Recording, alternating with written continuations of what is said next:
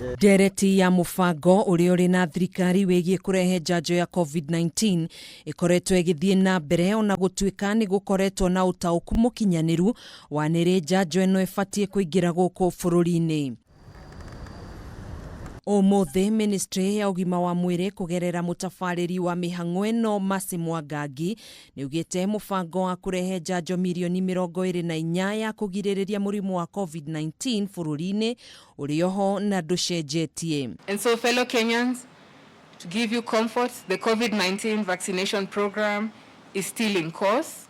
It is still divided in 3 phases as we had earlier informed you, and nothing has changed. Kuringana na Mwangangi, njanjo eno iria irigirirwo kuingira bururi-ini ica ikuhi itanyitwo kuheanwo na matina matatu o uria gwabangitwo hau kabere, guku mihang'o ya guthecwo njanjo eno igitanywo kuoya ihinda ria mwaka umwe na nuthu, guku akiuria muingi wa bururi kwaga kuguoyohio ni ndeto cia maheni iria iratheremio ciigie njanjo eno, akiuga ni marumirire mitaratara yothe mbere ya ikinyire muingi na uguo ndiri na ugwati o wothe. Today we're coming to you because we are disturbed, and we're quite disturbed because the issue of the vaccine rollout against the coronavirus disease in the country has taken a direction of misinformation.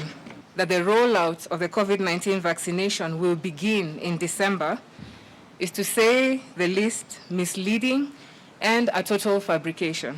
Oho ministry no ni ongereire makiria maruti wira 23,000 a ugima wa muingi niguo guthomithia muingi uhoro wigie njanjo, na oho kwambika mitambo ya kiriu unyitaniri-ini na ministry ya ukinyaniria niguo guthurima mihang'o eno uria gutwarithio na mbere na gucoka kuheana ripoti ya mihang'o eno kuri ministry ya ugima wa mwiri. In terms of training, the Ministry of Health is in the process of building capacity of more than 23,000 healthcare workers, including 8,000 health volunteers in areas of vaccine administration, logistics management, data capture, reporting and monitoring. Kuringana na Willy Sakwale uria niwe muikariri gite wa kamiti iria irathurima njanjo eno guku bururi-ini, niugite ni mambikite mitaratara mirungiriru gutigirira ni yakinyira muingi na njira igwete thutha wa guthurimwo ni bodi iria ihetwo wigiririki wa guthurima dawa bururi-ini. Any vaccine used in the country must also have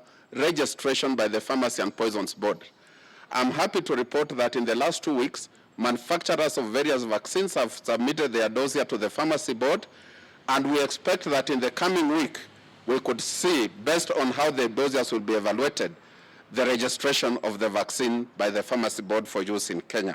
Ministry no unyitaniri-ini na ngwataniro ya mabururi ma kuhitana na mogwati ma ing'uki COVAX unyitaniri-ini na ruhonge rwa kimabururi rwa UNICEF ni mahetwo wigiririki wa kwamukira njanjo eno kuma kiharo-ini kia ndege nginyanagia thito-ini iria ministry no iheanite niguo kuiga njanjo eno. In terms of procurement, under the COVAX mechanism, the procurement through Gavi is facilitated by UNICEF.